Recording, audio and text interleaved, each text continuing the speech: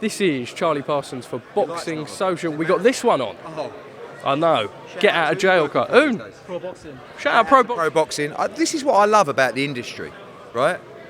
And this wouldn't happen in the promotional game, would it? You imagine me going up to, I don't know, Frank Warren going, Frank, bit of a problem here. My light's not working for my interview. Couldn't just shine yours over here. And he goes, cool, Eddie, no problem. This is what we need a little bit more of. The game is beautiful at times. Even then, 15, 16 minutes, no worries. Eddie's doing his thing. I have a bone to pick with you. The length, the elongation of interview. Because obviously we want to get in, we want to get our 2 pence in. I have a bone to pick. I went live yesterday. I've never had so many comments about jet lag. I want to squash all these rumours. I had this day booked off for a couple of weeks. Why did your colleague mudded me for no reason? Parsons isn't here tonight because he said he's jet lagged. How scandalous is that? I do feel like the younger generation of which you are one. I know you are, I think you're probably a more active teenager than most. But it's like, I can actually imagine you waking up and going, I'm too tired. But I wouldn't do that. I mean, where were you yesterday? What did you do yesterday? It was a lovely, wholesome day. No, I saw it. Parsons, let me give you a little bit of life education, yeah? Wholesome day. Yeah, this is something that... Bare wholesome. Good for the heart. You need a day good for the heart. I had it booked off. I've come in, yeah? You know what it is? Winter's round the corner. We're chasing serotonin. I went on a little hike. Life is good. A wholesome day where you were chasing serotonin and it was... sound like you. No, you don't. When have I ever... a fucking men's health shit. What are you talking about? Chasing serotonin on a bare wholesome day. I just saw you in wherever you're from, Cirencester, walking around like in the fresh air, going, oh, you. The problem with you is you're absorbing this like Instagram, internet culture of I just want to go out and get some serotonin and have a wholesome day. Like, what happened to get up and fucking go to work? What's the matter with you? Slap yourself around the face and get on with it. That's what you need, Parsons. That's what I'm doing, Shun. After this week, Shun. That's what I'm doing, Shun. Like sun, like with an S, with an H. Shun. What is shun? Come on, Shun. What's that? It's like sun, but with an H, like as if you would say it if you were from Essex. Say sun. Who says shun? Say sun. Who says shun? I've never heard that. I'm 44 years old. That's why you haven't heard it. I have 2 kids. My kids have never gone to me, all right, shun? Obviously not. Well, what? I don't understand. Bare serotonin and shun wholesomeness. What is, like... Gold dust. It's a bit of a full circle moment. We've gone from a resort in Orlando to the drum in Wembley. Yeah. That's what we do, Parsons. And next week, we're at Sheffield Arena for Wood Warrington. I love this fight, Jai Opetaia against Jordan Thompson. And I know it's a bit of a weird one because obviously Masternak lost his bum, Riakporhe lost his bum, and then all of a sudden Jordan Thompson gets a shot from nowhere. He's fast, he's a huge cruiserweight, he punches really, really hard, and he's dangerous. But Opetaia is an absolute animal. I mean, I look into this man's eyes and I remember that he broke his jaw in 2 places in a 3rd round against Maris Bradis, carried on and won the fight. He should actually be a superstar in Australia. Do you know what I'm saying? So, but when you roll the dice, you roll it to hit the jackpot, and that's what Jordan Thompson's doing. He's fighting for the IBF Ring Magazine belts and a chance to become the #1 in the division. Card run through as well. Yeah, Chev Clark over there in a great fight with Vasil Dukar. I mean, he needs to see if he's ready for these kind of bigger boys, and Dukar's a good gatekeeper to that. Ellie Scotney makes the first defence of her IBF world title. Really good fight between Rhiannon Dixon and Katerina Thanders for the European lightweight title. George Liddard, Maisie Rose, Shannon Ryan, Ibrahim Suleiman as well after his brilliant first round win. And look out for Jimmy Sains, the pro debut. Everyone from Essex is in attendance on Saturday night. Even my daughter came up to me the other day and said, do you promote Jimmy Sains? I went, yes, I do. She went, I'm going to watch him box on Saturday. I said, that's my show. So everybody... Seriously? Yeah, she's actually bought a ticket, which is great. What a result. I wonder if Jimmy got the commission for that, but, we'll see. Do you want to run us through the schedule? It's an exciting period. Obviously, next week we're in Sheffield. You wonder why I'm glowing. The reason I'm glowing is because I don't have to get up and lie in bed in Cirencester. I can be on the move every week. We go to Sheffield, then we go to Manchester, then we go to Liverpool. Maybe a little bit of Saudi in there for me. But listen, you've caught me off guard, Parsons, about the schedule, because you know I need to plan what I say. I need my schedule notes that every other promoter does. Oh no, don't be silly, it's Eddie Hearn. So let me tell you, this Saturday night, World Championship double-header at Wembley live on DAZN. The #1 cruiserweight in the world, Jai Opetaia, the IBF, the Ring Magazine champion, will fight the undefeated Brit, Jordan Thompson, looking to, in one fight, become the daddy of the cruiserweight division. Ellie Scotney defends her world title. Chev Clark's in a big step up as well. And next week, are you ready for, in my opinion, one of the fights of the year? Lee Wood from Nottingham against Josh Warrington from Sheffield. Two-time world champions. Josh Warrington looking to become a 3-time world featherweight title. The atmosphere will be off the charts. Great undercard as well, particularly Terry Harper against Cecilia Brackhouse. The week after is actually a week off, but not really if you're a DAZN subscriber. Get this: KSI against Tommy Fury, Logan Paul against Dylan Dennis, Salt Pappy against Slims. I'm not even Against who? Slims. I'm not even don't ruin the flow. No, Slim. Get out of the way. Fuck off.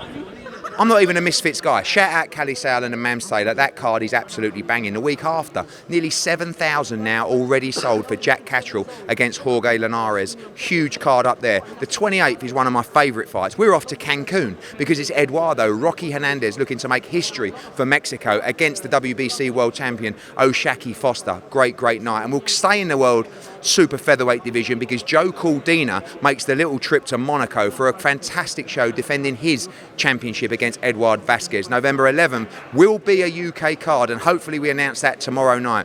November the 18th, we're back on the plane. We go to Los Angeles for the small matter of, I believe, the future of the 168-pound division. Diego Pacheco, headlined in the UK, headlined in Mexico. Now he does it in Los Angeles. November the 25th. Are you ready, Dublin, for what will be the sold-out rematch for the undisputed 140-pound title? Chantel Cameron against Katie Taylor. Legacy, belt, everything on the line. I will officially announce December 2nd will be another show announced soon. And then we get to December 9 and we're off to the Golden Gate, the Bay Area, for one of the fights of the year. The undisputed lightweight world champion, Devin Haney, against the WBC 140-pound champion, Regis Prograis.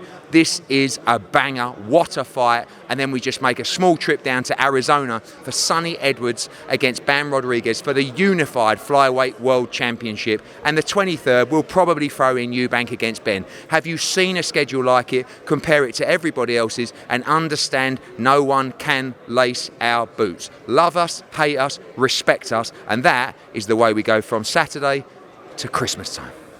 I cannot believe that. I was going to say mic drop. That was incredible. Wow, that was... I wanted to clap. No, we're not done, Edward. Dana White, obviously off the back of some of these Showtime and Stephen Espinoza comments, Dana White's hit back and said, fuck Espinoza. It's all about...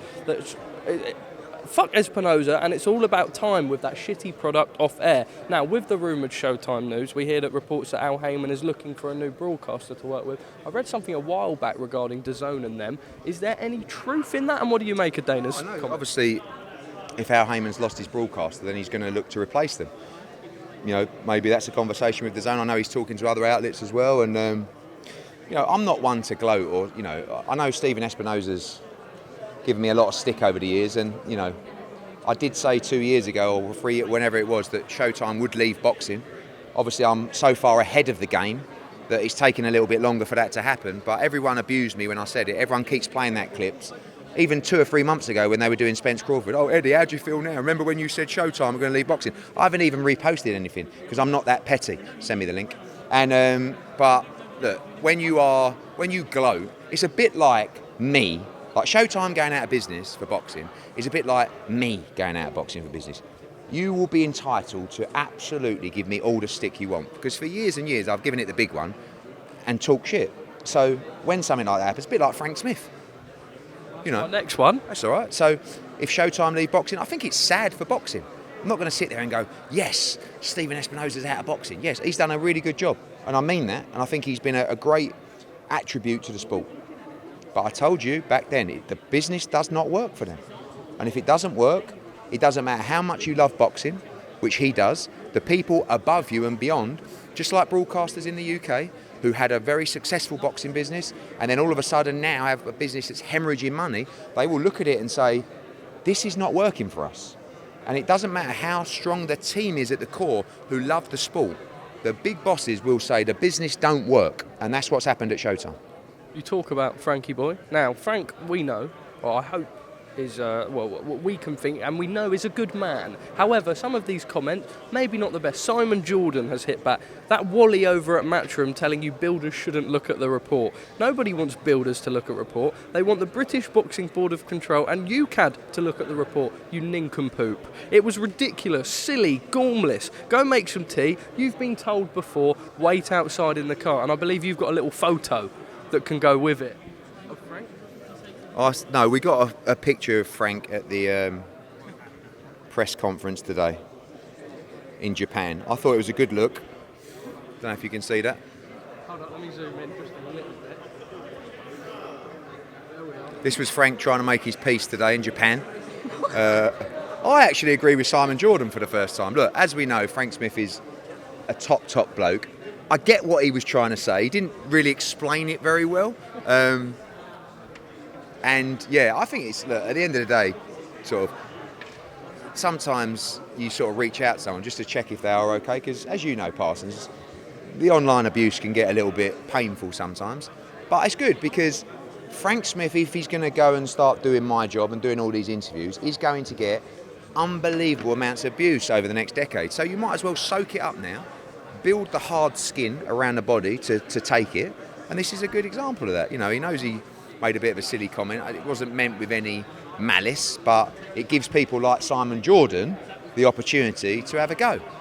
I mean, the fact that he calls Frank Smith a T-boy, and Frank Smith is currently in Tokyo announcing one of the biggest international TV output deals ever seen in Tokyo, which he did the entire deal himself, is a bit harsh to call him a nincompoop when at the moment Frank Smith is doing considerably better in life than Simon Jordan from a professional point of view. But I agree with Simon Jordan, and I think keep the stick coming. Because Frank, I said to Frank, I wanted to reach out to him as a mate and go, "You're right, like jokes aside, like," and he said, "Oh yeah, you know, probably only last a few days." I went, "No, months, I reckon." So keep it going. Don't let him off the hook, because he was, you know, Frank's getting a little bit big for his boots, don't you think? Because you lot say that about me, and Frank's good to me. So, do you think you're the same person now as when you first come on this scene? Look, Melissa she shook her head. Melissa's meant to be team me. I didn't even end my sentence, and I saw this head going, and you didn't see the sign. I'm meant to be on my side. As you turn around, you missed her going, wanker. He's a wanker, that bloke. So yeah. Ngannou pad footage. Just quickly, I know there's a bit of a queue behind us. What did you make of it? It's not gone down very well. Look, it's a great event. I asked you this question: would Francis Ngannou win an area title? And the answer is no chance. But he's a UFC heavyweight champion against the world heavyweight champion. It's, you know, it's a great event. Eddie, just finally from me, got a few more we'll go through tomorrow, but these are the first time I've genuinely ever wore these jeans or trainers to an event with you, because I thought you would fucking destroy my life. You've got different coloured laces on your shoes. I love Jordans. They are the worst pair of shoes I've ever seen in my life. You've got jeans on. Mate, you see those jeans you're wearing there? Visu jeans, yes. Bad boys. Mate, back in style. Stop it. I wore a Visu jeans when I was 24. I wore a Visu jeans 20 years ago.